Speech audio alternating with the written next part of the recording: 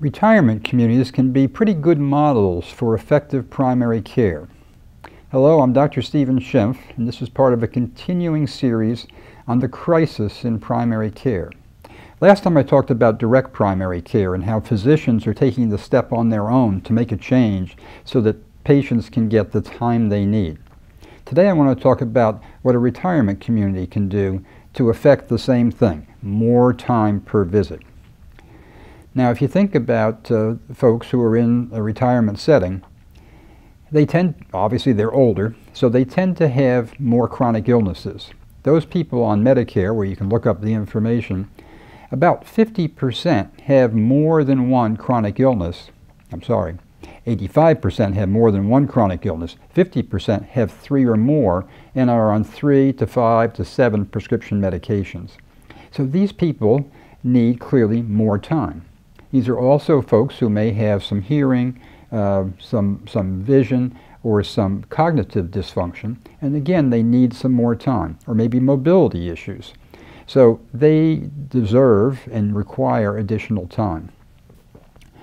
Now there's a company called Erickson Living. They're a developer and manager of about 19 retirement communities around the country. And full disclosure here, I happen to live in one of them. But what they've determined is that in order to give the type of primary care that their residents deserve, they found that the right ratio of doctor to resident is 1 to 400.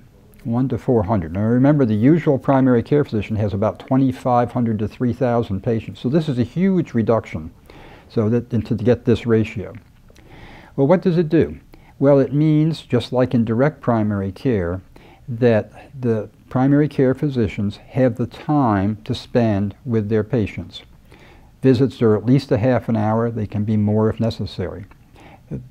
If you call up, you can get in and be seen today or certainly tomorrow. It means that they really have the time to focus on preventive care.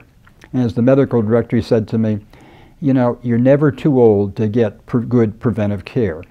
So because of this, what they find is that patients have fewer referrals to specialists, just like with direct primary care, fewer needs for tests, frequently less need for prescriptions, and in general, better health overall. And I've actually asked residents here where I am, do you like the system? They say, yes, it's really very good. So satisfaction is high, and doctor frustration is down. So big difference from the typical primary care setting that I've had to describe in the earlier segments. Now the next time, I want to talk a little bit about what employers can do to affect the same sort of better primary care.